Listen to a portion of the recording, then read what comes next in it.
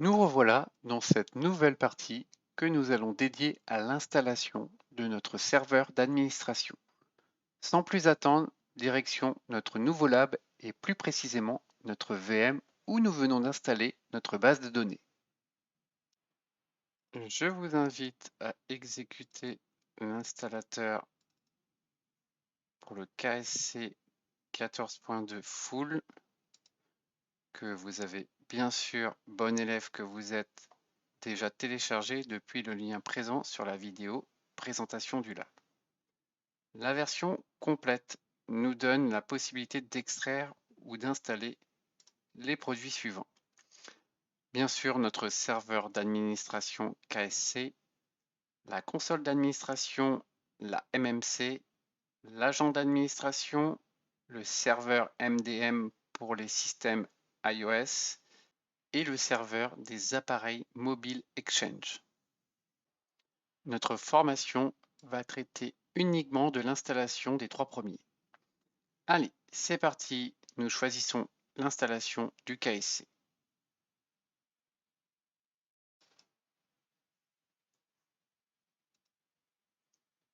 Un petit message pour nous dire que les prérequis sont OK. Pour poursuivre l'installation, je vous invite, pour les plus courageux, à lire puis à accepter le CLUF. Nous allons choisir, pour notre cas, une installation locale car nous n'avons pas de cluster. Juste pour le fun, on va partir sur une installation personnalisée, mais sachez que l'installation standard masque certaines étapes en laissant les valeurs par défaut. Sélection des composants, compte pour les services du serveur d'administration, chemin d'accès au dossier partagé, port et longueur de la clé pour le chiffrement des certificats, et aussi indication de l'adresse du serveur d'administration. Pour information, sur Windows Server Core, seule l'installation personnalisée est disponible. Cette personnalisation propose uniquement la possibilité d'ajouter le module MDM à notre installation, mais nous n'en avons pas l'utilité dans notre cas. Sous la liste des composants, vous pouvez modifier l'emplacement des fichiers programmes du serveur d'administration, dans le cas où, par exemple, votre lecteur C manque d'espace. Petit conseil, n'oubliez pas que les copies de sauvegarde du KSC sont stockées par défaut dans le dossier C Programme Data Kaspersky SC. Ces copies consomment beaucoup d'espace, jusqu'à plusieurs gigaoctets selon le nombre de terminaux et de paquets d'installation. Sur cette partie, nous allons choisir l'installation uniquement de la console MMC. Cela va nous permettre dans un second temps de voir comment ajouter la console web sur une installation KSC déjà existante. Pour rappel, la console MMC est la console traditionnelle préférée des utilisateurs expérimentés. Elle doit être installée sur chaque ordinateur à partir duquel vous souhaitez vous connecter au serveur d'administration. En comparaison, la console web va vous fournir une interface de gestion alternative via un navigateur web. Pour l'utiliser, nous devons déployer une seule instance sur le réseau. L'installation peut se faire sur l'ordinateur sur lequel le KSC est installé ou sur tout autre ordinateur. Nous devons maintenant indiquer la taille du réseau. La sélection de la taille du réseau n'influe que sur quelques paramètres d'interface qui peuvent être facilement modifiés après l'installation. La valeur seuil qui fait réellement la différence est de 1000 ordinateurs.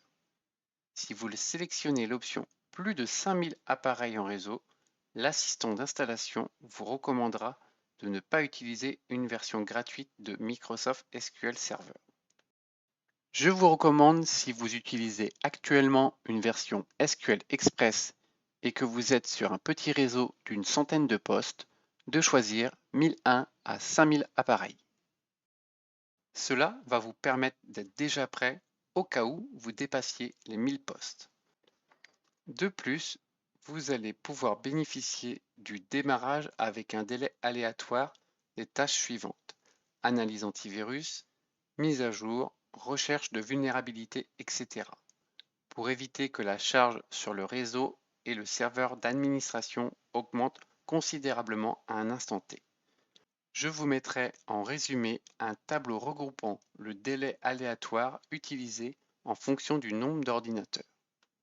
Notre base de données SQL va nous permettre de stocker les événements, les informations sur les ordinateurs et certains de ces paramètres.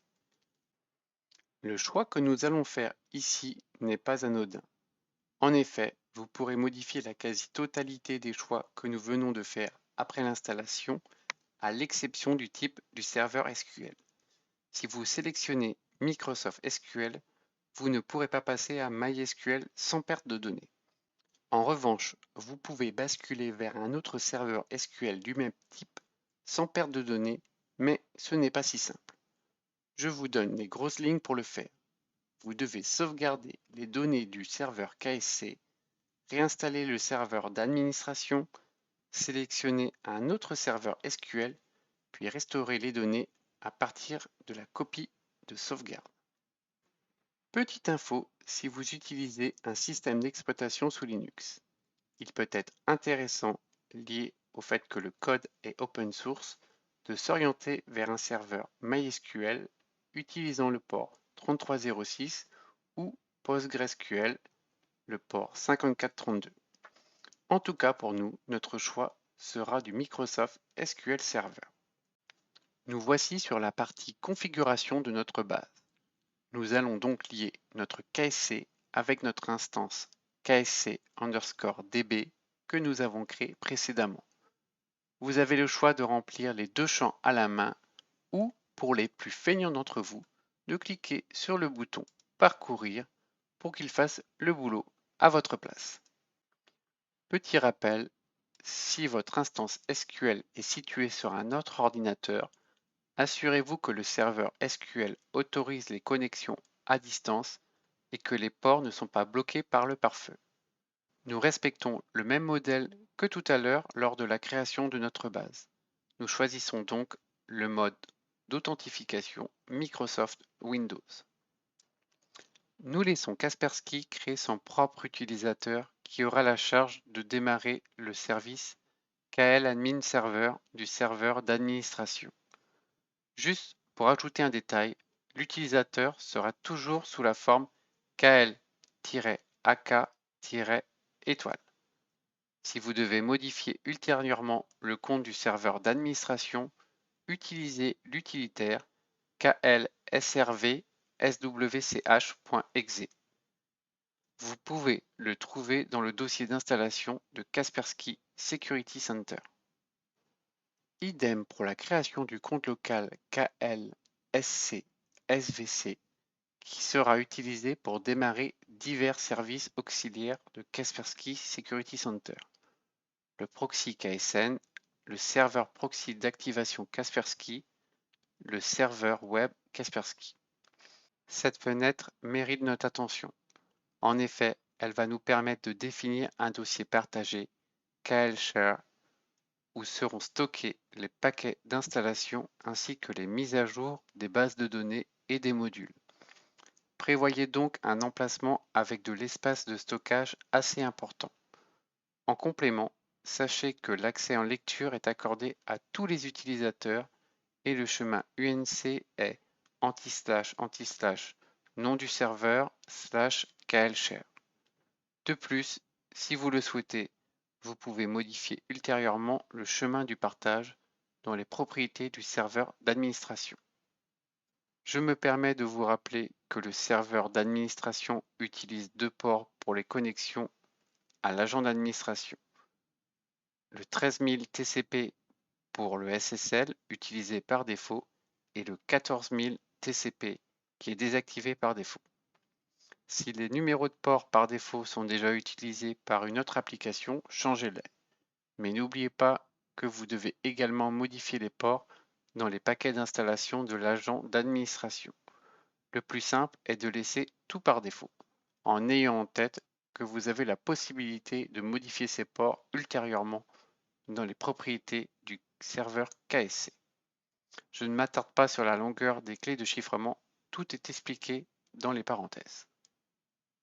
Concernant l'adresse de notre KSC qui sera utilisée par la suite, vous pouvez définir un nom DNS. C'est le choix par défaut pour ne pas dépendre d'une adresse IP ou alors utiliser une adresse IP si celle-ci est fixe et qu'il n'est pas prévu de la modifier par la suite. Cette adresse sera spécifiée dans le paquet d'installation de l'agent d'administration et les agents s'y connecteront.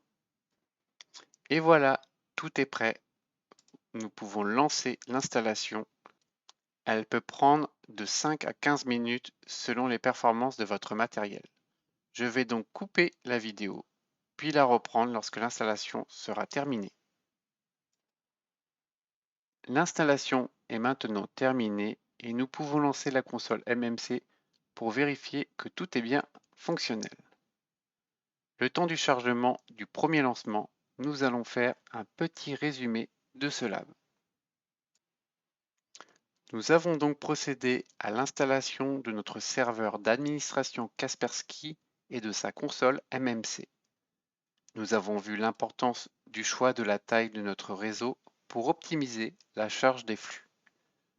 Nous avons lié notre base de données SQL à notre KSC et pour terminer, nous avons validé la création automatique des comptes utilisés par notre KSC pour un bon fonctionnement des différents services. Comme promis, je vous ajoute quelques informations pour compléter mon résumé. Revenons rapidement à notre KSC où nous pouvons voir notre console MMC fonctionnelle. Voilà, notre nouvelle vidéo de lab est terminée. J'espère qu'elle vous aura plu et que vous aurez réussi à mettre en place votre propre serveur d'administration. Je vous attends pour la prochaine vidéo qui traitera de l'installation de la console web.